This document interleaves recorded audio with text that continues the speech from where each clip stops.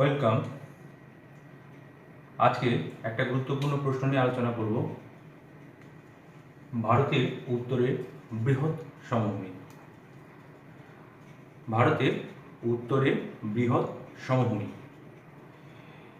এটি হিমালয়ের পাদদেশে অবস্থিত, আর উত্তরের সমভূমি হচ্ছে ভারতের বৃহত্তম সমভূমি। এর ক্ষেত্রফল প্রায় 7.8 লক্ষ বর্গ কিলোমিটার। এটি পশ্চিমে পাঞ্জাব থেকে পূর্বে অসম পর্যন্ত প্রায় 2400 কিলোমিটার বিস্তৃত। উত্তর থেকে দক্ষিণে 150 থেকে 300 কিলোমিটার প্রশস্ত। গড় উচ্চতা 300 মিটার। এই যে উত্তরের বৃহৎ সমভূমি, এর উৎপত্তি ভূবিজ্ঞানীদের মতে হিমালয় ও দাক্ষিণাত্যের মালভূমির মধ্যবর্তী গহ্বরে সিন্ধু, গঙ্গা, ব্রহ্মপুত্র ও তাদের অসংখ্য উপনদী সঞ্চিত পলি দ্বারা বর্তমানে সমভূমির সৃষ্টি হয়েছে। তাহলে উৎপত্তি সম্পর্কে জানলাম। কি হচ্ছে এটা? হিমালয় ও দাক্ষিণাত্যের মালভূমির মধ্যবর্তী গহ্বরে সিন্ধু, গঙ্গা, ব্রহ্মপুত্র ও তাদের অসংখ্য উপনদী সঞ্চিত পলি দ্বারা এই যে উত্তরের সমভূমি উৎপত্তি লাভ করেছে। এরপর আসছি শ্রেণীবিভাগ। বোর্ডে দেখতেই পাচ্ছি আমরা যে উত্তরের বৃহৎ সমভূমিকে আমরা 4 ভাগে ভাগ করছি: রাজস্থান সমভূমি, সিন্ধু সমভূমি, গাঙ্গেয় সমভূমি, ব্রহ্মপুত্র সমভূমি।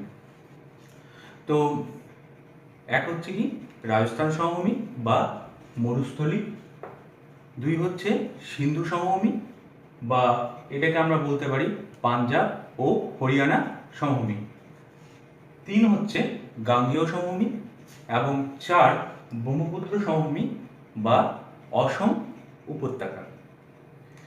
তাহলে প্রথমে আমরা আলোচনা করব রাজস্থান সমভূমি। রাজস্থান সমভূমি আরাবল্লী পর্বতের পশ্চিমে রাজস্থান রাজ্যে অবস্থিত। এই মরুভূমির নাম মরুস্থলী। এই সমভূমি প্রকৃতপক্ষে থর মরুভূমি। ঠিক আছে? তাহলে এটা হচ্ছে, এই মরুভূমির নাম হচ্ছে মরুস্থলী, আর এটি প্রকৃতপক্ষে থর মরুভূমি। আয়তন: এই সমভূমির গড় উচ্চতা 150 মিটার এবং আয়তন 2 লক্ষ বর্গ কিলোমিটার, যার মধ্যে 1.75 লক্ষ বর্গ কিমি ভারতে অবস্থিত। আমরা এখানে বলতেই পারি আয়তন হচ্ছে কত? 1.75 লক্ষ বর্গ কিলোমিটার। ঠিক আছে? এরপর এই যে রাজস্থান সমভূমি কতগুলো উপবিভাগ আছে, সেই উপবিভাগগুলো হচ্ছে 5 ভাগে ভাগ করা যায়: বাগার, রোহি, হামাদা, ক্ষুদ্র মরু, মরুস্থলী। তো বাগার হচ্ছে কি? বাগার হচ্ছে যে মরুভূমির পূর্ব দিকে আরাবল্লীর পাদদেশকে বাগার বলে। এগুলো শর্ট কোশ্চেনের জন্য জেনে রাখবে। তারপরে আসছি রোহি। রোহি হচ্ছে আরাবল্লীর পশ্চিমে নদী বিধৌত উর্বর প্লাবনভূমি। এটাকে বলছি কি? রোহি। নেক্সট 3 নাম্বার হামাদা। মরুভূমির বালি ও প্রস্তরময় অঞ্চলকে বলা হচ্ছে হামাদা। বালি এবং প্রস্তরময় যে অঞ্চল তাকে বলছে হামাদা। আর ক্ষুদ্র মরু হচ্ছে, এটি রোহির পশ্চিমে অবস্থিত। এরপর মরুস্থলী। মরুস্থলী হচ্ছে হামাদার পশ্চিমে বালিময়, সূক্ষ্ম, রুক্ষ, উদ্ভিদহীন অঞ্চল, তাকে বলছি মরুস্থলী বা ওয়েসিস। তাহলে মরুস্থলী কি? হামাদার পশ্চিমে যে বালিময়, ক্ষুদ্র, মানে শুষ্ক, রুক্ষ, উদ্ভিদহীন যে অঞ্চল তাকে আমরা বলবো মরুস্থলী বা ওয়েসিস। তো এই সমভূমির যে গুরুত্বপূর্ণ বৈশিষ্ট্য কি? এটি রাজস্থানের মরুভূমি। এখানে যে রাজস্থানের মরুভূমি, এই রাজস্থান মরুভূমির যে চলমান বালিয়াড়ি সেগুলোকে বলা হয় ধ্রিয়া। এখানকার শুষ্ক অগভীর কিছু খাত দেখা যায় বা হ্রদ, যেগুলিকে বলা হয় ধান। তাহলে এখানকার যে শুষ্ক অগভীর খাত বা হ্রদগুলিকে বলা হয় ধান। আর এই অঞ্চলে অনেক লবণাক্ত হ্রদ সৃষ্টি হয়েছে, যেমন ভারতের সম্বল বৃহত্তম লবণাক্ত হ্রদ। ঠিক আছে, এরপর আমরা আসবো সিন্ধু সমভূমি বা পাঞ্জাব ও হরিয়ানা সমভূমি। পাঞ্জাব, হরিয়ানা, দিল্লি ও রাজস্থান রাজ্যের প্রায় ৯৫,৭১৪ বর্গ কিমি জুড়ে অবস্থিত। উচ্চতা হচ্ছে ২০০ থেকে ২৪০ মিটার। এই সমভূমির উৎপত্তি কিভাবে হয়েছে? সিন্ধুর ৫টি উপনদী। কি কি বলতো? সিন্ধুর ৫টি উপনদী হচ্ছে বিপাশা, শতদ্রু, বিতস্তা, ইরাবতী ও ঝিলাম। এই যে ৫টি উপনদী, তাদের সঞ্চয় কার্যের ফলে গঠিত এই সমভূমি, সিন্ধু সমভূমি বা পাঞ্জাব সমভূমি বা হরিয়ানা সমভূমি। তো সেই জন্য এই সমভূমিকেও বলা হয় পঞ্চ নদের দেশ। আমরা এই জন্য এটাকে বলতে পারি পঞ্চ নদের দেশ। বৈশিষ্ট্য: এখানে দুটি নদীর মধ্যবর্তী অংশকে দোয়াব বলে, যেমন বিস্ত জলন্ধর দোয়াব, যেটা হচ্ছে বিপাশা ও শতদ্রু নদীর মধ্যবর্তী, বাড়ি দোয়াব বিপাশা ইরাবতীর মধ্যবর্তী, রেশনা দোয়াব যেটা হচ্ছে ইরাবতী ও চন্দ্রভাগা, তারপরে হচ্ছে কি চাচ যেটা চন্দ্রভাগা ও ঝিলাম, সিন্ধু সাগর দোয়াব ঝিলাম, চন্দ্রভাগা ও সিন্ধুর মধ্যবর্তী যে দোয়াব। আচ্ছা, এই অঞ্চলে প্রাচীন প্লাবনভূমিগুলিকে বলা হয় ধায়া। কি বলা হয়? ধায়া। প্রাচীন প্লাবনভূমিকে বলা হবে ধায়া, এবং নবীন পলিসঞ্চিত ভূভাগ সেটাকে বলা হয় বেট। তাহলে প্রাচীন যে প্লাবনভূমি তাকে বলা হচ্ছে ধায়া, এবং নবীন পলিসঞ্চিত যে ভূভাগ তাকে বলা হচ্ছে বেট। আর উত্তরের যে ক্ষয়প্রাপ্ত অংশ তাকে বলা হয় খোস বা চোষ। ঠিক আছে, আমরা এতক্ষণ আলোচনা করলাম সিন্ধু সমভূমি বা পাঞ্জাব সমভূমি বা হরিয়ানা সমভূমি। এরপর আসছি গাঙ্গেয় সমভূমি। গাঙ্গেয় সমভূমি হচ্ছে পশ্চিমে যমুনা নদী থেকে পূর্বে বাংলাদেশের সীমানা এবং দক্ষিণ পূর্বে বঙ্গোপসাগর পর্যন্ত গাঙ্গেয় সমভূমি অবস্থিত। পশ্চিমে যমুনা নদী থেকে পূর্বে বাংলাদেশের সীমানা, হ্যাঁ, আর এর আয়তন, এর মোট ক্ষেত্রফল হচ্ছে ৩.৭৫ লক্ষ বর্গ কিলোমিটার। উচ্চতা ৫ থেকে ৩০০ মিটার। এর ঢাল পশ্চিম থেকে পূর্বে অতি মৃদু। গাঙ্গেয় সমভূমির ৩টি উপবিভাগ: উচ্চ গঙ্গা সমভূমি, মধ্য গঙ্গা সমভূমি, নিম্ন গাঙ্গেয় সমভূমি। প্রথমে আলোচনা করব উচ্চ গঙ্গা সমভূমি। তো উচ্চ গঙ্গা সমভূমি পশ্চিমে যমুনা নদী থেকে পূর্বে ১০০ মিটার সমোন্নতি রেখা পর্যন্ত অংশে ৬৮০ কিলোমিটার পর্যন্ত এই সমভূমি বিস্তৃত। এর উচ্চতা গড়ে ১০০ থেকে ৩০০ মিটার। এটি মূলত উত্তরপ্রদেশ ও দিল্লিতে বিস্তৃত।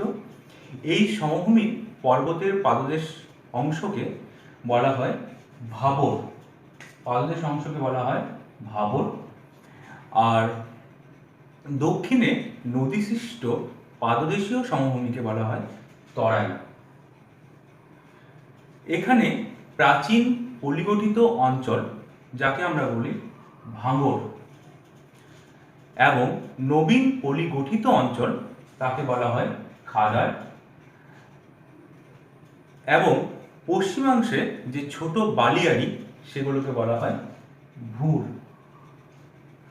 তাহলে এখানে যে প্রাচীন পলিগঠিত অঞ্চল তাকে বলা হচ্ছে ভাঙর, এবং নবীন পলিগঠিত অঞ্চল তাকে বলা হচ্ছে খাদার, এবং যে ছোট বালিয়াড়ি যে পশ্চিম অংশে সেগুলোকে বলা হচ্ছে ভুর। এরপর আসবো আমরা মধ্য গঙ্গা সমভূমি। ১০০ মিটার থেকে ৫০ মিটার সমোন্নতি রেখার মধ্যবর্তী স্থান হলো মধ্য গঙ্গা সমভূমি। উত্তরপ্রদেশের পূর্ব দিক এবং সমগ্র বিহার নিয়ে এই সমভূমি গঠিত। এই সমভূমি 600 কিমি দীর্ঘ এবং 330 কিলোমিটার প্রশস্ত। এরপর আসবো নিম্ন গাঙ্গেয় সমভূমি। এটি 50 মিটারের কম গড় উচ্চতা বিশিষ্ট অঞ্চল।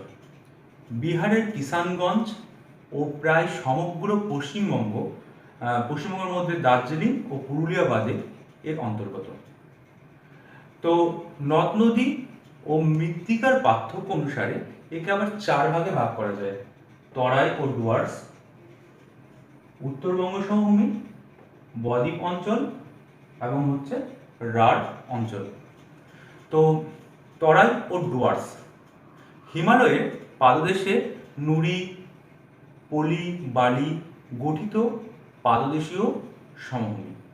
তরাই ও ডুয়ার্সটা হচ্ছে কি, এটা হিমালয়ের পাদদেশে নুড়ি, পলি, বালি গঠিত পাদদেশীয় সমভূমি। নেক্সট আসছি উত্তরবঙ্গ সমভূমি। তো উত্তরবঙ্গ সমভূমির মধ্যে আবার কি পাচ্ছি? বরেন্দ্রভূমি, তাল, দিয়ারা। উত্তরবঙ্গ সমভূমি তরাই ডুয়ার্সের দক্ষিণের সমভূমি হলো উত্তরবঙ্গ সমভূমি। এর 3টি অংশ: বরেন্দ্রভূমি, তাল, দিয়ারা। বরেন্দ্রভূমি হচ্ছে দক্ষিণ দিনাজপুর ও মালদার পূর্বাংশে মৃদু ঢাল, ঢেউ খেলানো ও প্রাচীন পলিমাটি সমৃদ্ধ অঞ্চল। আচ্ছা, নেক্সট তাল। তাল হচ্ছে কোচবিহার, জলপাইগুড়ির দক্ষিণ অংশে এবং মালদার পশ্চিম অংশে যে সমভূমি, সেটা হচ্ছে, এটা একটা প্লাবন সমভূমি, যাকে বলা হচ্ছে তাল। এরপর আসছি দিয়ারা। মালদা জেলার কালী নদীর দক্ষিণ অংশ নবীন পলিমাটি সমৃদ্ধ যে অঞ্চল, তাকে বলা হচ্ছে দিয়ারা। এরপর আসবো আমরা বদ্বীপ অঞ্চল। বদ্বীপ অঞ্চল পশ্চিমবঙ্গের দক্ষিণে বদ্বীপ সমতল ও সর্বাধিক উর্বর। এটা কি পশ্চিমবঙ্গের দক্ষিণ দিকে অবস্থিত। নেক্সট আসছি রাঢ় অঞ্চল। রাঢ় অঞ্চল হচ্ছে পশ্চিমবঙ্গের পশ্চিমে মৃদু ঢাল লাল মাটি গঠিত অঞ্চল হচ্ছে রাঢ়। এরপর নেক্সট আমরা আসবো, সেটা হচ্ছে ব্রহ্মপুত্র সমভূমি। অসম রাজ্যে অবস্থান কোথায়? অসম রাজ্যে। অসম রাজ্যে ব্রহ্মপুত্র নদ ও তার বিভিন্ন উপনদী দ্বারা বিস্তৃত এই সমভূমি। ব্রহ্মপুত্র সমভূমি হচ্ছে কি, অসম রাজ্যে ব্রহ্মপুত্র নদ ও তার বিভিন্ন উপনদী দ্বারা বিস্তৃত। আয়তন হচ্ছে কত? 56,500 বর্গ কিলোমিটার। এর গড় উচ্চতা 30 থেকে 130 মিটার। এখানকার বৈশিষ্ট্য, এখানে ব্রহ্মপুত্র নদীতে অনেক বালুচর বা দ্বীপ, যেটাকে আমরা ইংরেজিতে বলা হয় বার, দেখা যায়। তো মাজুলি দ্বীপটি ভারতের বৃহত্তম নদী মধ্যস্থ দ্বীপ বা রিভার আইল্যান্ড। ঠিক আছে, আজকে আমরা আলোচনা করলাম ভারতের উত্তরের বৃহৎ সমভূমি। তো এই ছকটা ভালোভাবে তোমরা দেখে নেবে এবং মনে রাখতে সুবিধা হবে। এখান থেকে শর্ট কোশ্চেনও আসবে। আর একটা যেটা গুরুত্বপূর্ণ আরেকটা প্রশ্ন, সেটা হচ্ছে গাঙ্গেয় সমভূমি, এটাও ইম্পর্টেন্ট। হ্যাঁ, ঠিক আছে, ভালোভাবে তোমরা আরেকবার এটা